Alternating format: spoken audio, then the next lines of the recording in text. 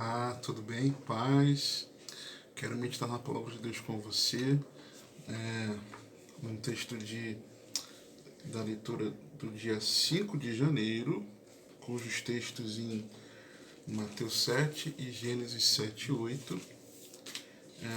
Vamos, Mateus 7, de 7 a 11. Diz assim a santa e poderosa palavra de Deus. Pedi e dar-se-vos-á, buscai e encontrareis.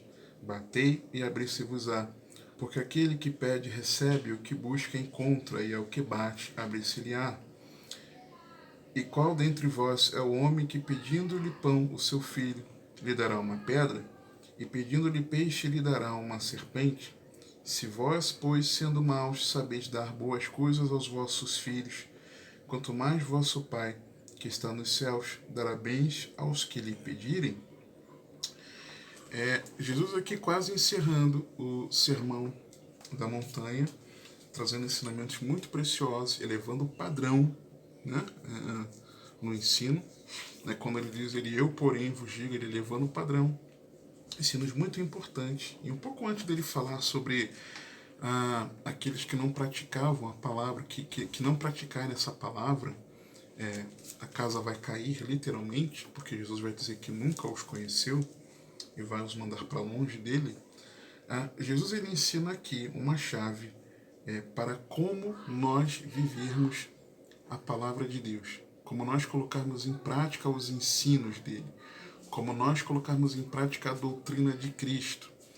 Se temos que olhar para a palavra de Deus com esse enfoque, com essas lentes, porque Jesus é o tema central, ele precisou vir ao mundo para nos redimir dos nossos pecados, e nós não podemos negligenciar a oração, porque dentre os ensinos de Cristo, ele ensinou isso, a importância da oração, mostrando inclusive que a prioridade é resolver o problema do pecado. Quando ele explica, a única coisa que ele explica é o arrependimento, né? é o perdão.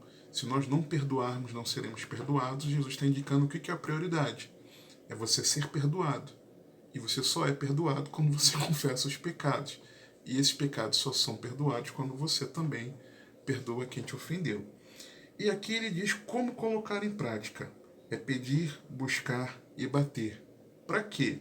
Para que mesmo nós, sendo maus, buscarmos junto ao nosso Pai Celestial, não ao carrasco, mas ao Pai.